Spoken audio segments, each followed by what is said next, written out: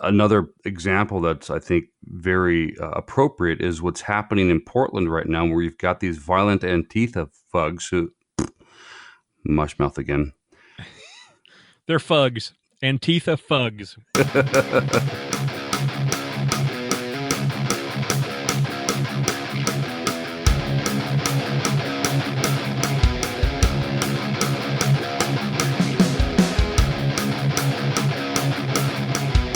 Bringing you law, gospel, and guns.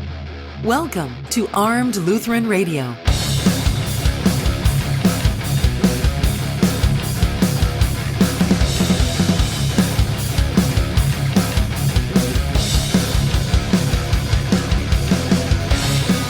Hi folks, welcome to Armed Lutheran Radio, a podcast about guns, hunting, competitive shooting, the natural right of self-defense, and what God's Word says about the issues surrounding gun rights and gun ownership. I'm your host, Lloyd Bailey, the Armed Lutheran, and this is episode number 141, brought to you by Cook's Holsters, American-made custom Kydex holsters with a lifetime warranty and a 100% satisfaction guarantee. Check them out at cooksholsters.com. Use the promo code ARMEDPODCAST to save 15% off your order. Again, welcome to the show. Thank you so much for spending this time with us. I say this a lot, there are many podcasts out there, lots and lots of podcasts out there, and I'm really honored that you would choose to listen to this one. Real quick, before we get started, go check out the Reformation Gun Club. If you haven't done it yet, you owe it to yourself. If you enjoy what we do here, if you want to support it, we do put a lot of effort and a lot of time into providing a lot of fun and entertaining and informative content. And if you like it, we would appreciate if you would support it by joining our community of patrons at the Reformation Gun Club. For just $24 a year, $2 a month, you get access to lots of exclusive content, full-length interviews, all the roundtables, the guests, the Clinging to God and Guns, the segments from Bill and Aaron and Mia, plus content that was never before released, and some that we create specifically for members. So check it out and join the club today at armedlutheran.us/gun club. As I record this, I am sitting in a hotel room in Benton, Arkansas. It's the night before the Fall Brawl IDPA Championship. You heard us chat about this match last year in a live kind of round table with Sergeant Bill and his wife. I just got in a little while ago. It's now after 11, actually. It took 5 hours of driving in the pouring rain, and I would not do this for just any match. There have been other matches that I have skipped because of the weather, but this one, not going to do it. Mike Plato and the people at the Central Arkansas Shooters Association put on an absolutely fabulous match every year, and I wanted to be here to see all the good people and good friends who make it to this match, and many of whom make this their last match of the year. So definitely wasn't going to miss it. Hopefully the rain lets up tomorrow. It's weather forecast not looking too bad. Should be up to 71 at some point. Partly cloudy, but we'll see. Hopefully. So, what happened in the world since we last spoke? Well, it hasn't been a very good couple of weeks for Democrats. They failed to stop the Kavanaugh confirmation a couple of weeks ago. The public reaction to their handling of that has basically turned the blue wave into the equivalent of the blue water at the bottom of a porta-john. Beto the Frito here in Texas is falling behind badly. Heidi Heitkamp, in an effort to cash in on the Believe Women hashtag, basically outed a bunch of sexual abuse survivors for her own political gain. She named them in a campaign ad without their permission and then had to roll it all back and apologize. That didn't look very good. Hillary continues to be completely toxic for Democrats, claiming that her husband's problems with infidelity and sexual abuse allegations are nothing like Kavanaugh. Nothing.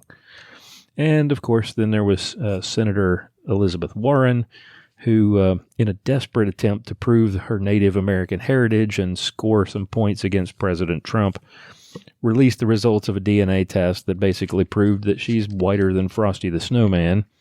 What else did we have? Senator Claire McCaskill was caught on video by Project Veritas admitting that she supports a ban on semi-automatic rifles, but she can't say that to the voters because she wants to be reelected. So a little bit of deceit there, caught on video. Is it Kristen or Kirsten Sinema, the crazy lady who's running for Arizona Senate against Martha McSally? A fifth video surfaced of her basically trashing the very people that she hopes to represent, calling them crazy.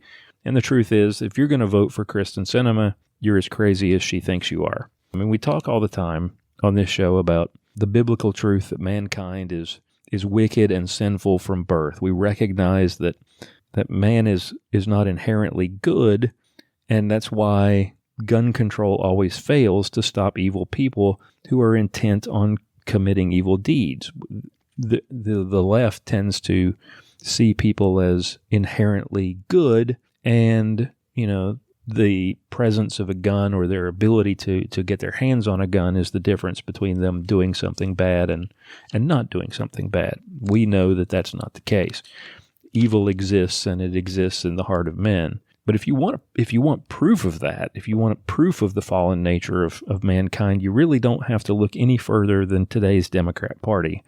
From every corner of the country, we see lies and deceit and corruption and cheating and hatred and a penchant now for violence. Hillary and Eric Holder and others have been calling for Democrats to get in the face of Republicans and confront them, that we can't be civil with them because they're Republicans.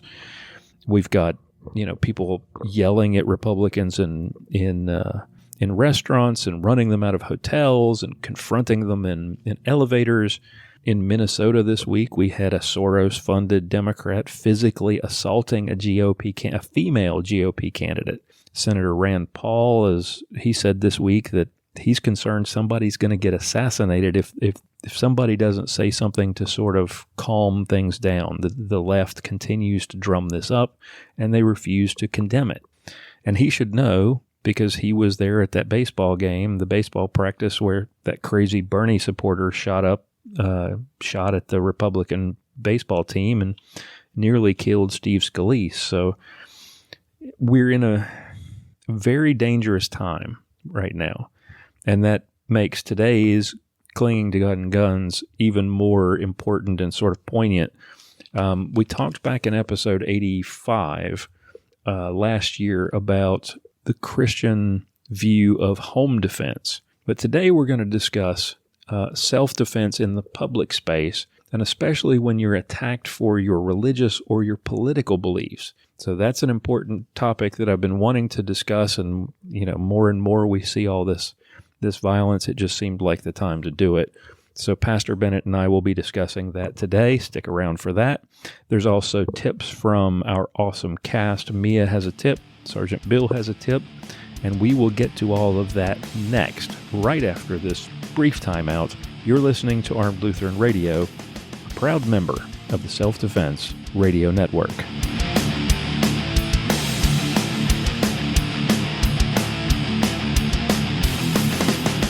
Let me take a minute to tell you a little bit about our good friends at G4G Guns.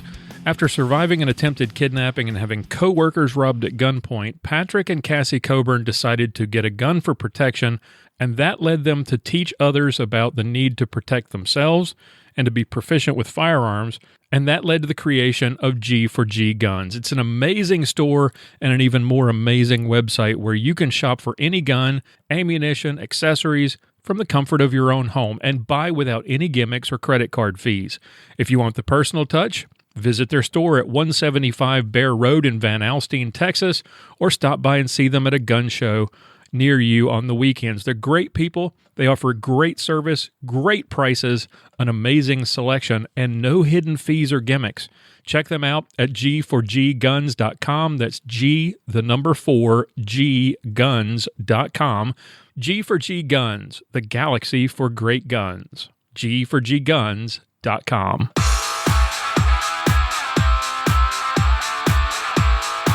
Up next, it's Mia's Motivations with Mia and Sgt.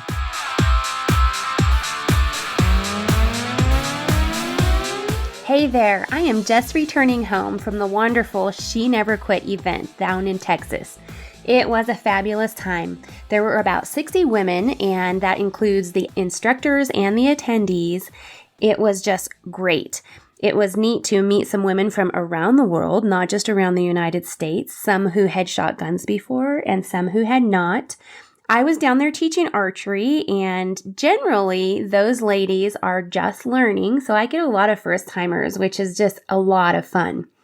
Aside from archery, we shot shotguns, break action, and semi-automatic, and that's at stationary targets and clay targets. We shot hunting rifles with high-power scopes on them. We shot AR-style rifles, and we even shot that wonderful Barrett's 50 cal. Those are always fun. If you haven't shot one of them, I highly recommend it.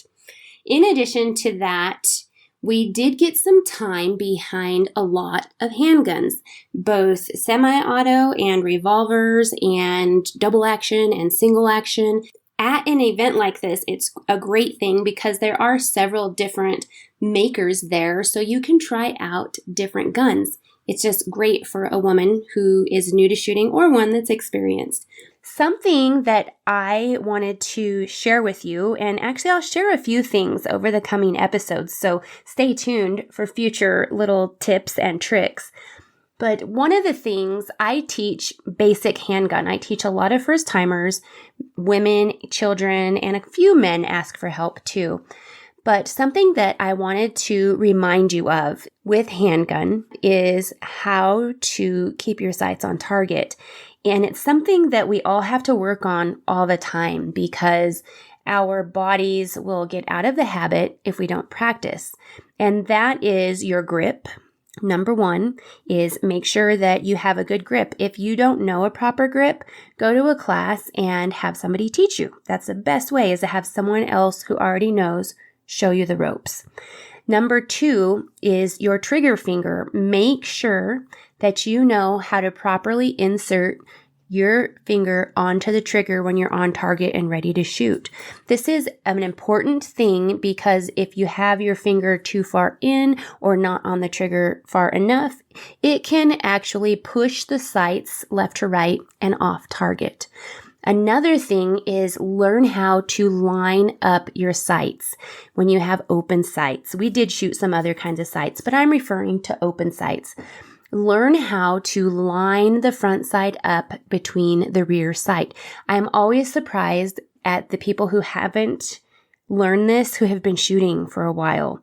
And it's something where I do suggest, and I miss Aaron Israel already because he always had great tips and reminded people all the time to continually take classes. So Aaron, if you're listening, we do miss you.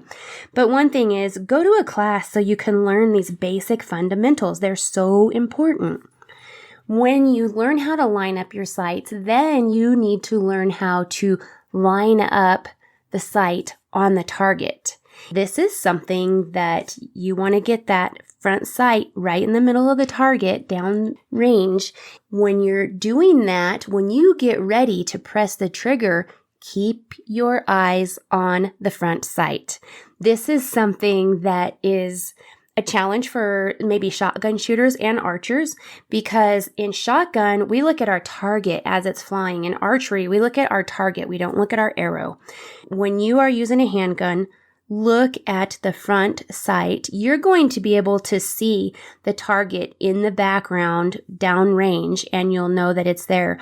This is something that I see new shooters do all the time. They look downrange, and it's something actually that I did. We got to practice with Kay Michaelek. She taught some 3-gun stuff, and I only get to shoot this at events like this, but the Texas Star, it's so fun. And with a Smith & Wesson handgun, I shot and I did so great on the first 4 plates. And then, of course, as it was moving, I looked at the moving target, not at my front sight, and I missed my 5th one, dang it. So always look at that front sight. Keep that in your mind, and that will really tremendously help you with handgun shooting. Until next week, have a great one. Bye, guys. You can read more from Mia and watch her YouTube videos at miaandstein.com.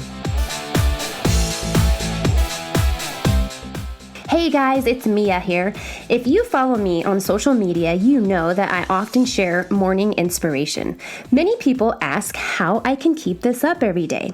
Well, it starts with my morning readings and that perfect cup of coffee.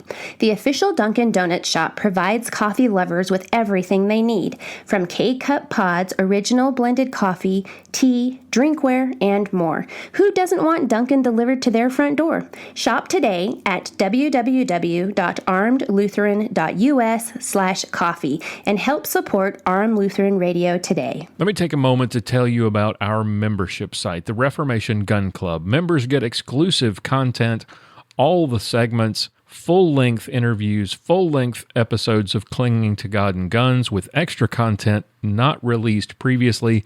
They're kind of like the movies with the extended cuts or the director's cuts. Oftentimes what we have to do is trim those segments down so we can fit them into a reasonable time in the show, and that means extra content for you as a member of the Reformation Gun Club. You get access to our closed Facebook group, discounts from our partners like Gunbox gun safes, easy-to-see targets, Daltech Force, Cook's holsters, Talon gun grips, inline fabrication, much more. So go check it out on Patreon. We've moved to Patreon. Registration is much easier. You get your own unique RSS feed, which means you can paste that into your favorite podcast app and take it with you and listen anywhere. For as little as $2 a month, you can take advantage of all of those benefits and help support the show. Visit patreon.com/armedlutheran or go to gunclub.armedlutheran.us and sign up today.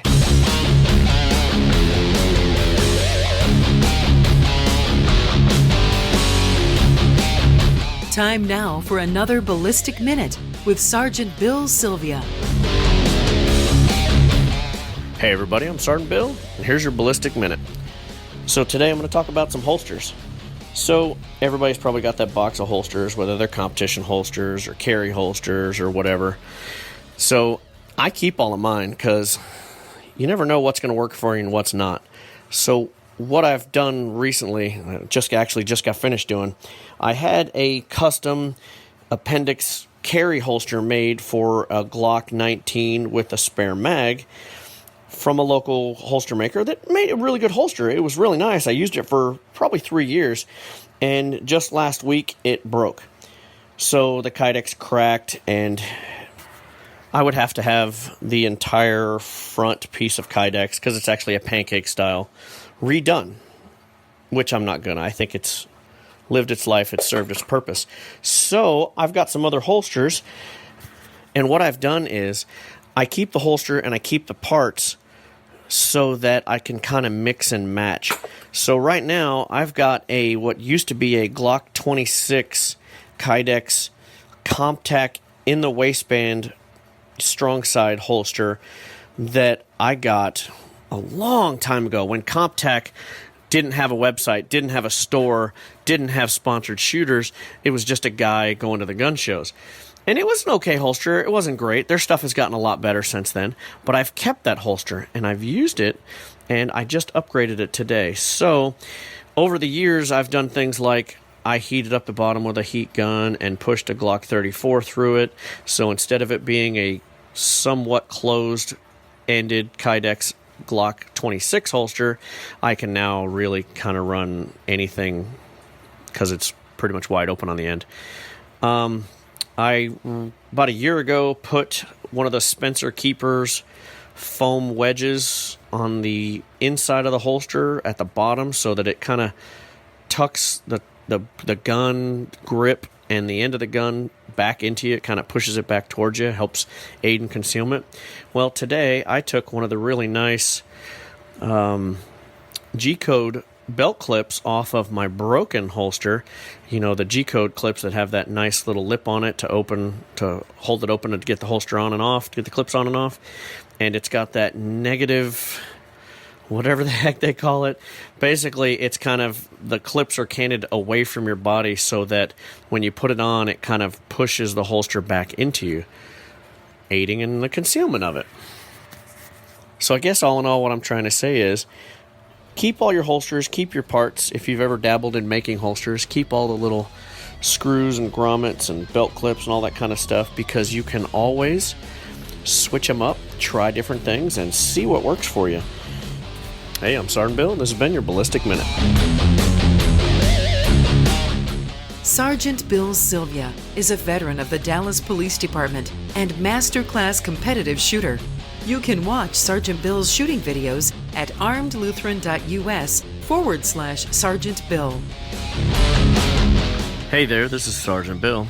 After the successful completion of a match, Lloyd and I like to get together and top it off with a celebratory cigar.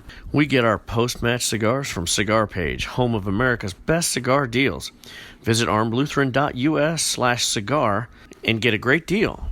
And also, help support Armed Lutheran Radio. Let me take a moment to tell you about our good friends at cooksholsters.com. Not only are they a sponsor of the show and the Armed Lutheran Radio shooting team, they're a company that I trust and believe in. Why? Well, when I first got into concealed carry, when I got my concealed carry permit, it was really amazing how much I didn't know. I picked up a holster from my local range, one of those cheap prophylactic holsters, you know the kind. They collapse when you take the gun out. You can't reholster them safely. I have to admit, I was one of those guys. When I started learning more and taking classes and reading and watching videos, I found out that there are better holsters out there. I learned about the advantage of Kydex holsters, and that's how I discovered Cook's Holsters. What makes Cook so special as opposed to other holster makers? They make an outstanding product. They sell printed Kydex to many of the other holster makers, and their subsidiary business, Cook's Molds, actually makes the molds that other holster manufacturers use. Cook's Holsters is an American success story. Born in the founder's basement, Cook's Holsters grew so much that Mr. Cook left his job to make holsters full time, and he hired people to help fill orders and meet demand. Custom molded to fit your firearm, Cook's Holsters are available in a wide array of colors and printed patterns, including your own artwork. They're available for carry, for range work, and for competition. Check them out at cooksholsters.com. They're adding new gun models every month. I trust them for everyday carry and for competition. Visit them today. Use the promo code ARMEDPODCAST and save 15% off your order. They offer a lifetime warranty and a 100% money-back guarantee if you're not satisfied. Check them out at cooksholsters.com.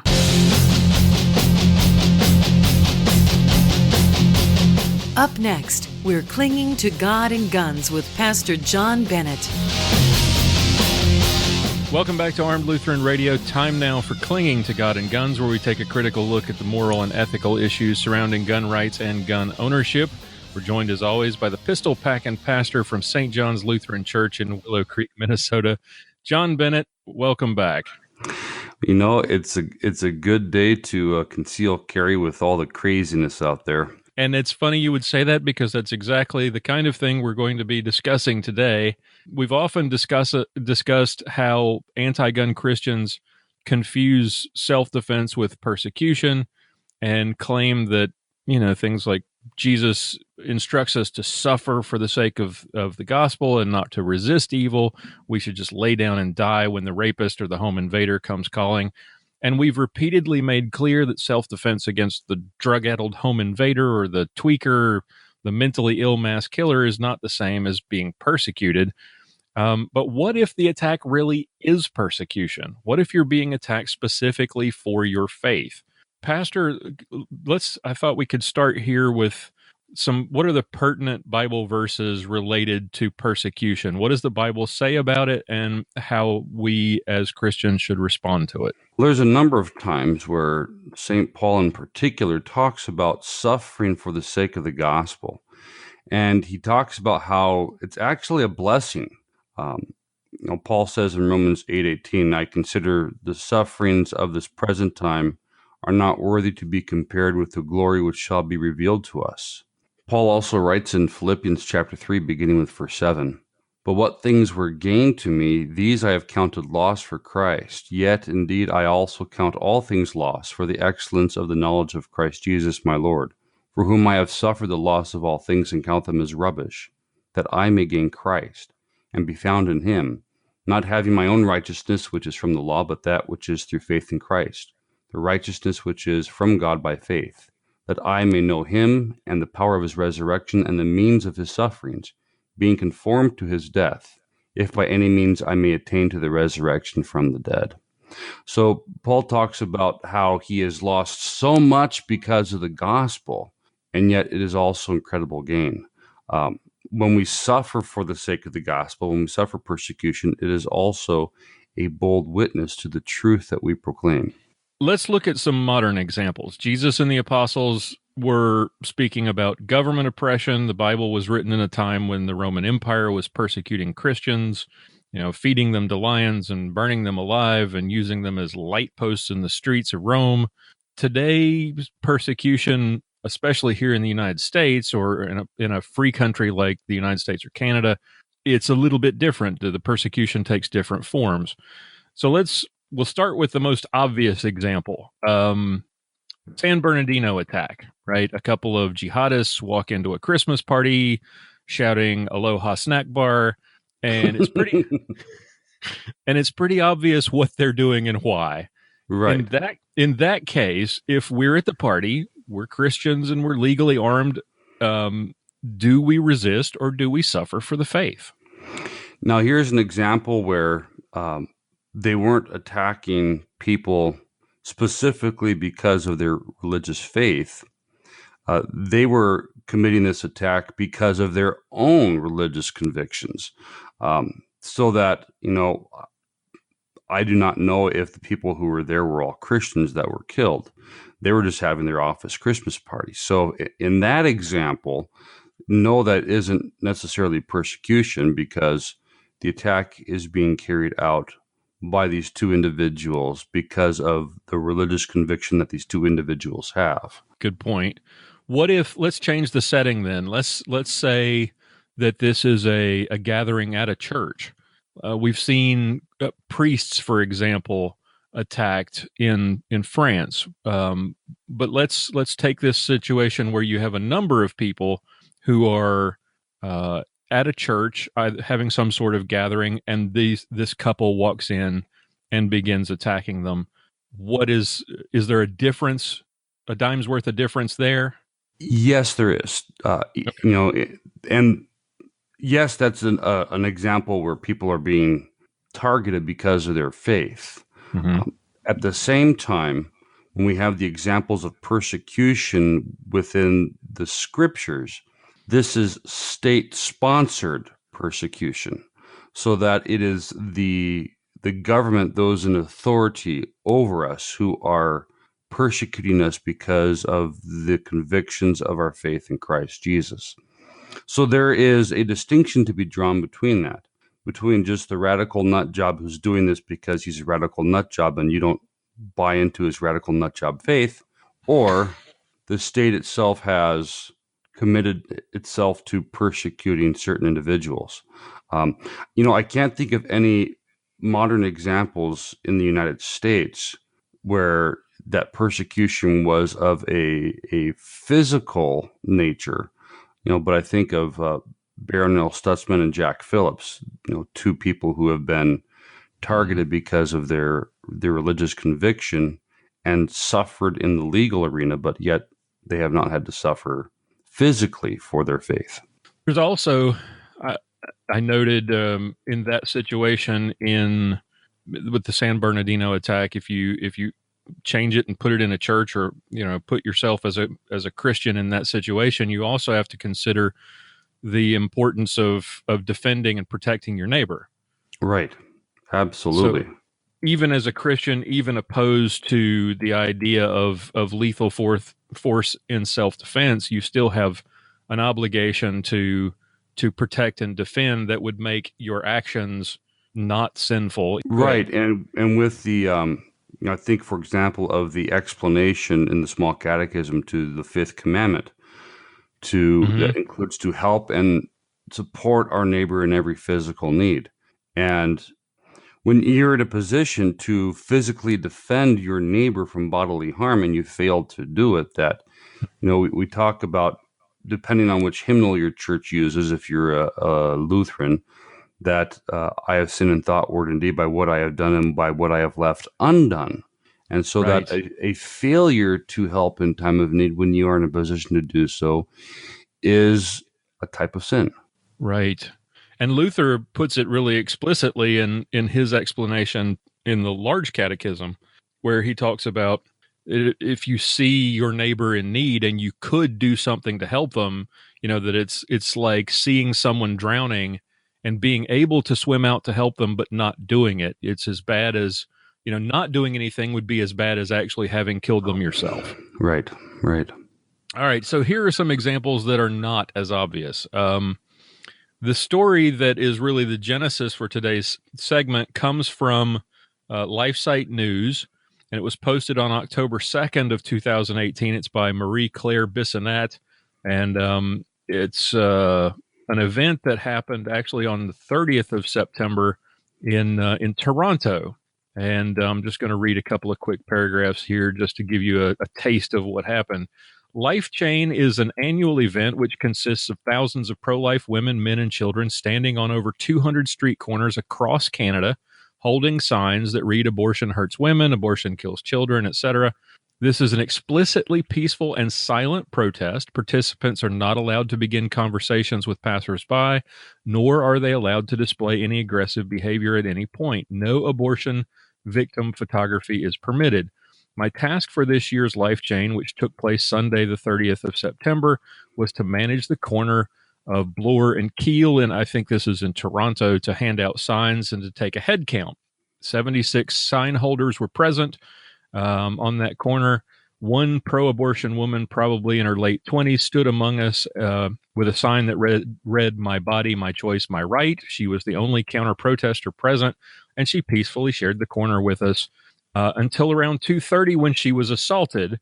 A man in his late 20s to early 30s observed the demonstration and, taking out two markers, one red and one blue, began to deface the signs. After those acts of vandalism, he approached a pro-abortion demonstrator, evidently in order to seek her approval, which she appeared to deny him by discouraging his tactics. At this point, I took out my cell phone and began to record him, telling him that what he did was destruction of private property and against the law. He then forcefully roundhouse kicked me in the shoulder, which sent my phone flying, and I yelled for someone to call the police. In defense of his violence, he claimed that he meant to kick my phone, and then, as my fellow Life Chain participant dialed 911, he yanked off the ribbon I'd been wearing and headed down the street. Police arrived 5 to 10 minutes later and rolled down their window but did not exit, and said, "What do you want us to do about it?" So she later filed a police report when she was in increasing pain, and a guy named Jordan Hunt was discovered for the video that they took went viral. This guy was fired from his job and then ended up turning himself into police. It turns out that Bissonnette wasn't the first pro-life woman that this guy had attacked either. He had done it over the summer at a rally by the Canadian Center for Bioethical Reform. When they reviewed some videos from an event they had over the summer, they saw the same guy assaulting one of their interns. And he seems to have a tendency to assault pro-life women because he doesn't appear to have the cojones to attack a pro-life man. He's also a beta male hairdresser, so we'll just leave it at that. Yes. And, of course, at this point, pro-abortion Prime Minister Justin Trudeau has said nothing about the assault, and the Canadian Broadcasting Company has refused to cover it at all. So, obviously, the media and the left in Canada are just as despicable as they are in the U.S. That may seem an isolated incident just in Canada. You can wave it off, but it really isn't. Apparently, these kinds of attacks are increasing in frequency. Life Chain reports that a few years ago they had another woman stabbed and hospitalized at an event in Toronto. Oh, wow. Fox News reported a 15-year-old pro-life girl sucker punched outside of a Planned Parenthood, or let me rephrase that, a planned infanticide clinic in Roanoke. In August of this year, a Missouri man was arrested because he drove up to a pro-life protester, rolled his windows down, and pointed a rifle at the guy. Oh, wow. And a day after the attack on Miss Bissonnette in Toronto, another pro-life advocate named Katie Summers, who is with Toronto Against Abortion, was attacked by a mannish chick named Gabby Swarko, who used a luggage dolly and a metal clamp to attack her.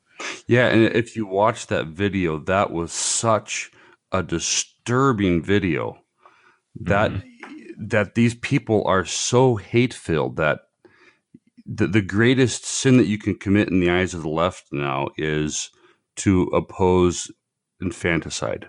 Yes, and they're willing to use deadly force on you to protect their right to kill their unborn kids. It's amazing, and I also found it fascinating that the attackers in the two Canada attacks that we just mentioned seem to be, to me, this may seem not PC, but they seem to be the least likely to actually want an abortion. You've got a butch chick and a beta male hairdresser, but I digress.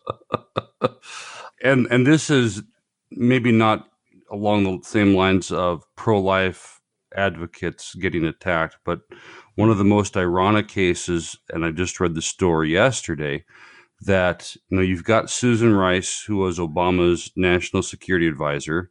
She's as far left as they get.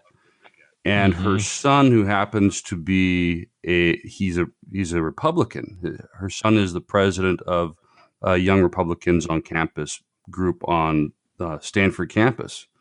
And at Stanford University, he was involved in a demonstration in support of the confirmation of Brett Kavanaugh, and he was physically assaulted. So talk about irony that you get physically assaulted because of the ideology that your leftist mother supports. Right. Well, and Miss Summers, the lady from Toronto Against Abortion, she wrote something interesting in an article, or was quoted in an article, saying that the possibility of self-defense was gone for her the moment the other woman used a metal cart as a weapon. At that point, I was terrified of having my teeth broken, being concussed, or worse, and my priority was to get away and to safety.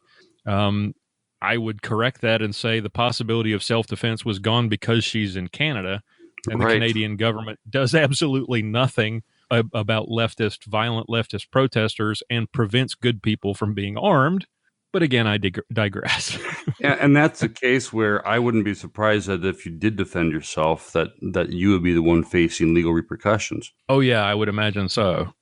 I mean, if you had been the one to, I think of the case with the young woman being assaulted by the butch woman. I would imagine that if you had walked up and just sucker punched her in the middle of the assault, that she probably would have gotten off scot-free, but you would have been in a bunch of hot water. Yes, more than likely. Yep. So this attack on Miss Bissonnette, the roundhouse kick to the head, that's potentially deadly force. You've got this Katie Summers being attacked with a luggage cart and a metal clamp. That's potentially deadly force. You've got the guy in Missouri who has a rifle pointed in his face, and then you've got the 15-year-old sucker punched. We've seen actually seen people killed in the knockout game here, which was popular a couple of years ago. So we know that a sucker punch can be a deadly force threat. All of those were acts of persecution because the beliefs of the victims, but they were one-on-one personal criminal acts, not state-sponsored persecution like the disciples suffered. So given that kind of threat, one that's directly tied to your faith, do we retreat? Do we stand and suffer and just take it, or do we fight back? Yeah, that's a great question. And one of the things, just thinking about this before we sat down and discussed it, that these people are being attacked not necessarily for their faith, although the convictions of their faith are informing their political convictions. It's also worth noting that there are a growing number of atheists who are pro-life as well. So that it's not necessarily because of your faith in these instances that you're being attacked, but because you dare to oppose the radical ideology of those who support the murder of the unborn. But even if it were solely because of religious purposes, This isn't persecution per se, just because it's not sponsored by the state.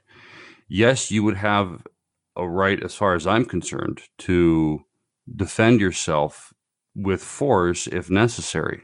Of course, the first necessity is to make sure that you are safe, and so if you're able to retreat. In the case of Katie Summers in the video, as she is trying to get away, this man woman comes up and grabs her backpack and starts pulling her down, and she's unable to retreat at that point. Right. Fortunately, some man stepped in and forcibly separated this violent attacker from Katie Summers. But it's, what has happened to civility in our country? Of course, that happened in Canada, where the women are men and the men are scared. But oh, Canada. No, I completely forgot where I was going with that. But it's our culture is becoming more and more uncivilized. And the only ones who are permitted to be uncivilized are those on the radical left, who incessantly accuse those on the right of being uncivilized. Yep. And we're the ones who are uncivilized because we dare to speak out against these things that are immoral. And yet in the minds of the left, they have identified that as hate speech. And so they then feel justified in using physical violence against us. Right. And we see, troublingly, we see more often our own politicians and public officials who either best case scenario won't denounce this kind of activity in Canada, in the case of Justin Trudeau, where he won't even speak out. And you mispronounced that. It's Justine. Justine Trudeau. Yes. Very true. I have seen him in a dress in a picture, so I guess that would be more fitting. Yeah. And in our country, of course, we've got people like Hillary Clinton, who's talking about how we can't be civilized. We can't be civil with Republicans. We'll be civil after we win. Just recently, Eric Holder talking about when they go low, we kick them. Mazie Hirono doesn't even have the guts to denounce violence, and said basically in a Meet the Press interview that that kind of response is to be expected when you support the kind of things that people on the right do. You should expect violence. So when members of the government are promoting violence against us, and in many cases it's because of the things that we believe in, like you said, I think there's still a distinction there that it's not state-sponsored persecution because of our faith, because it's really more political. Right. And if you look at it this way, it is because of our opposition to their religion, because their religion is far leftist ideology. Another example that's, I think, very appropriate is what's happening in Portland right now, where you've got these violent Antifa thugs that have taken over a large part of downtown Portland. And, it was just the stupidest thing in the world, where you had this, older gentleman pull up trying to get through this intersection. This intersection is being blocked. He's being forced to only go in one direction, not the direction he wanted to go. And this guy walks up to him and starts yelling and swearing at him, calling him whitey and white supremacist. And this was a white guy yelling at a white guy, telling him he's a white supremacist. I was like, you gotta be kidding me. What is wrong with you? Were you dropped on your head too many times as a baby? The left has gone completely insane. Yes. There is absolutely no rational. There's not a rational person left on the left. And what's happening in Portland is that the authorities in Portland are refusing to do anything about this. Yeah, that video you're talking about, the police are just sitting there on their motorcycles watching, doing nothing while the intersection's being blocked. And they've been told to stand down. Let's try to take this a different direction. Let's say something unforeseen happens, and the government and these nutcases do actually gain the power that they so crave, and they start using it as a weapon, as they always do, to clamp down on those of us whose religious convictions lead us to oppose their agendas, whether it be gun rights or abortion or whatever. Or homosexual rights, for example, the whole gay marriage issue. What if the government, and I know this is kind of a far out hypothetical, but the more we watch these videos, the more you might think it's maybe not so far off. What if the government starts to actually persecute? And it's not just the thugs in the street, it's the government prosecuting you for standing on the corner and protesting, or marching, or the March for Life, or something like this, where the government is actually making it illegal for you to speak your mind about issues regarding your faith. And that's not too far off of a possibility, because we do see, the examples with various bakers and florists and so forth who have had legal action taken against them. There was the county recorder down in Kentucky who was refusing to issue same-sex marriage licenses. Right. And it wasn't even that she was prohibiting any licenses being provided by her branch, the branch that she was the county recorder over. She was offering to allow the deputy recorder to sign these, someone other than herself. But because she refused to sign them herself, she was jailed for that. So we do have to be bold. We can't allow the thuggish behavior, whether it comes from individuals or the state, to deter us from standing up for our faith. When it comes to these radical individuals, whether they be Antifa or some other group, that, they're not agents of the government. Even if their behavior was passively approved by the government remaining silent and refusing to become involved, we don't have to bow down to that. We can defend ourselves against that.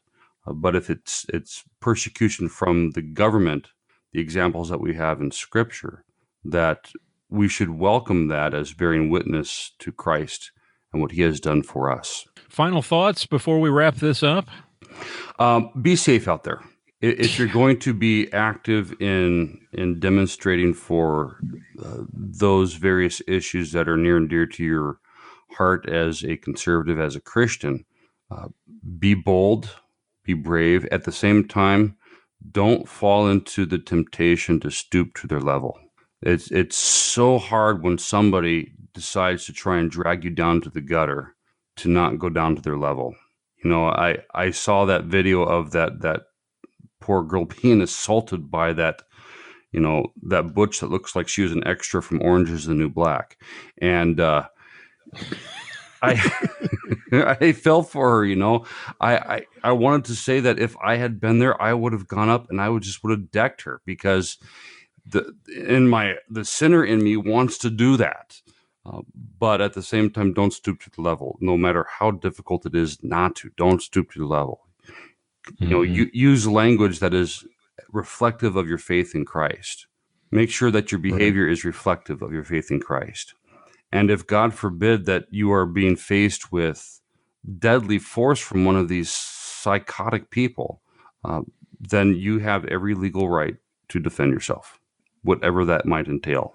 All right. I think that wraps it up. Pastor, thank you so much for taking the time to do this. And it's timely and important, I think, because I think as we move forward, the closer we get to the election, and if the election turns out the way I suspect it's going to, things are just going to get worse. Yeah, and we've reached a very ugly time in our country where those who lose take it upon themselves to act violently against those who have won. And it's just, I never thought I'd say these words, but I mean it from the depths of my heart. Thank God for Donald Trump. Yes, I completely disapprove of his moral proclivities. He is, when it comes to women, the guy is a sleazebag. But if we look at what has happened in our country because he has been bold in opposing those who have even threatened violence. At the same time, we see how the rest of our leaders in the political realm have been emboldened. And be bold. These bullies, these psychos that are in the public space that are trying to silence us even by violence, that the only way that they win is if we let them win. Amen to that. All right. Well, folks, if you have any questions or any comments about what you heard here today, you have a topic that you would like us to discuss, or an article or a video that you'd like us to review, visit our feedback page at armedlutheran.us/feedback. Send us a voice message or a voicemail or an email. We'd love to hear from you. Join us again next time for another edition of Clinging to God and Guns, right here on Armed Lutheran Radio. John Bennett is the pastor at St. John's Lutheran Church in Willow Creek, Minnesota. For more information, visit stjohnswillowcreek.org. And that's going to wrap it up for this week's show. Thank you all for listening, for downloading, for subscribing. Thank you to our fine sponsors who make all this possible. Thank you to my awesome cast of contributors. And thank you, dear listener, for listening, for downloading, for subscribing. I hope you'll join us again next week. Until then, keep shooting, keep praying. We'll talk to you next time.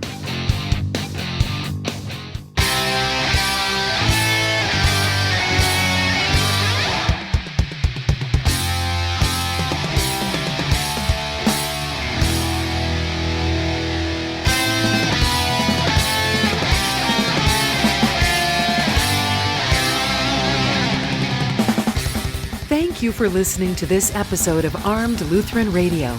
For show notes, be sure to visit our website at www.armedlutheran.us. You can subscribe to this podcast on iTunes, Google Play, Stitcher Radio, and TuneIn.